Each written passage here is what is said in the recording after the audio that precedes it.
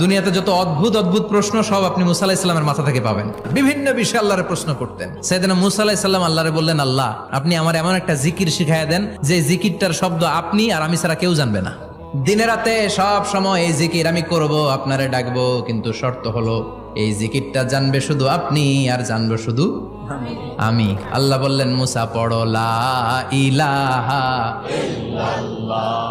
মুসা আলাইহিস সালাম কয়, মাবুদ এটা তো জাতীয় জিকির, সবাই জানে।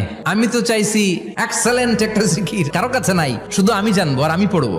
আল্লাহ বললেন, মুসা এই লা ইলাহাকে যদি এক পাল্লায় রেখে দাও, তাম বিশ্ব, 7 আকাশ 7 জমিনটারে তুলে যদি তুমি আরেক পাল্লায় রেখে দাও, লা রাজাহাত কাফাতু লা ইলাহা ইল্লাল্লাহ, মুহূর্তের মধ্যে লা ইলাহার পাল্লা ভারী হয়ে যাবে।